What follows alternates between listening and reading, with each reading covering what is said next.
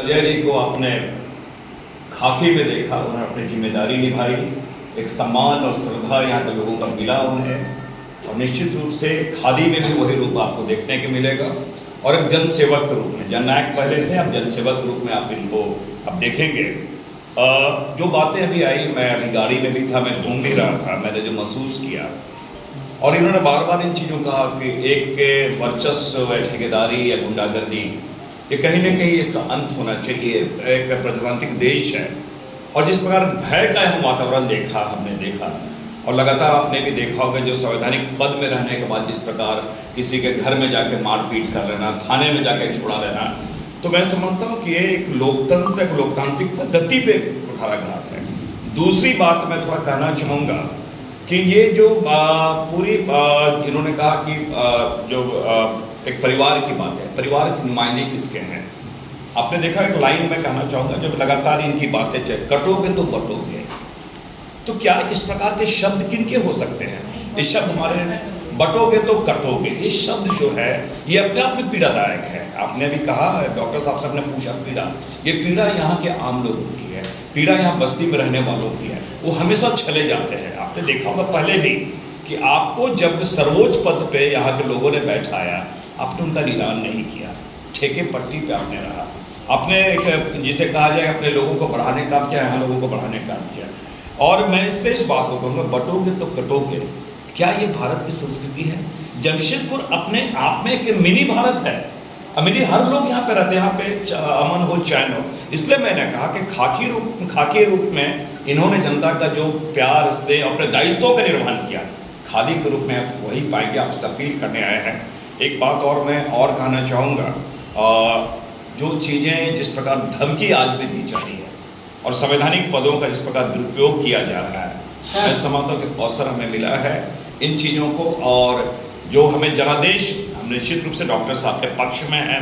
लोगों का प्यार, लोगों का स्वाभाविक नैसर्गिक प्यार जो मैंने देखा लोगों में, जो गाड़ी रोक के जिस प्रकार मिलना, और ये कहीं ना कहीं मैंने कहा इनके जो कृत्य रहे, इनके जो आचरण रहे, इनका जो व्यवहार रहा है, वो आज हमें 13 तारीख को देखने को मिलेगा, और 23 तारीख को उनकी पूरे उसका मुझे रिजल्ट आपको देखने को मिलेगा। साथ ही साथ मैं एक बात देखो कहना चाहूँगा, थोड़ा सा मैं थोड़ा पीछे और जा रहा हूँ।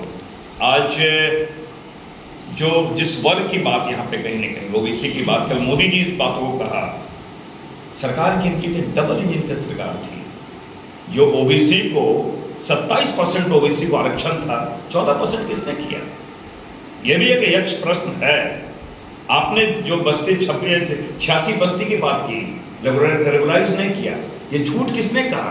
तो कहीं न कहीं ये झूठ के जो कहीं न कहीं झूठ के और शब्दों के बाजीगर जो है, उनको भी आज हमें एक अवसर मिला है, जनता उसका जवाब देगी। बहुत बहुत धन्यवाद। ये चुनाव एक परिवार के खिलाफ है। मैंने हमेशा कहा है कि रघु जी की बहू हमारी बेटी है, तो मैं कभी कुछ तरह का उनके ऊपर टिप्पणी कभी नहीं करता हूँ, ना करूँगा। हमारी लड़ाई उनके ससुर जी के खिलाफ है। हमको जानकारी मिली है अभी फोन के माध्यम से कि बर्मा माइंस के आश्रम में रघुवर जी ने 20-25 लोगों को बुला करके धमकी दिया कि हम आपका घर तोड़वा देंगे अगर आप समर्थन नहीं। ये हमको खबर मिला बहुत ही संवेदनशील और बहुत ही जिम्मेदार व्यक्ति से। एक संविधान पद में रह करके, संविधान का तार कर करके, लोगों को बुला करके, धमका करके, पैसे के बल पर जिस तरह से रघुवर जी ने, राज्यपाल जी ने किया है, वो देश के लिए तो अच्छी बात है ही नहीं, लेकिन पूरे जमशेदपुर पूर्वी को भी जो है बदनाम कर दिया। उड़ीसा के विधायक लोग, हमारे विधायक दल के नेता ने चिट्ठी भी लिखी उनको कि देखिए आपको यहाँ करना चाहिए, आप इस तरह का ओछे राजनीति कर रहे हैं। पूरे जब तूफान डाना आई थी वहाँ पर, तो आप गैर रहे, हर तीसरे दिन आप आ रहे, आप ही देख रहे ना, कल रात को फिर से पहुंचे। यदि राज्यपाल की हरकतें इस तरह हो, हम तो खुश होते कि अगर वो घूमते प्रचार करते, अगर इस्तीफा करने के बाद अगर वो इस्तीफा कर लेते, मैं सीरियस रूप से कोई आपत्ति हमको नहीं है। आपत्ति है कि आपने जो है देश के कानून व्यवस्था पर चोट पहुंचाई। मैं तो फिर से कहता हूँ रघुवर जी, अगर आप इस्तीफा देते मैं तो आपको सम्मान देता कि आप सामने से लड़ रहे हैं, लेकिन इस तरह के आपने जो किया है वो देश के लिए अच्छी बात नहीं है। पूर्वी के लिए तो अच्छी बात तो है ही, बट मुझे बहुत दुख हुआ उससे। प्रेस के साथीगण को स्पष्ट रूप से मैं धन्यवाद देना चाहता हूँ। आप किस परिस्थिति में काम करते हैं आप समझते हैं, इसके बावजूद भी आपने जो पूरी तरह से ईमानदारी से, ना तो मेरे पक्ष में ना दूसरे के खिलाफ, आपने जिस तरह से परिपक्वता से रिपोर्ट किया है, पूरी कांग्रेस पार्टी आपकी है।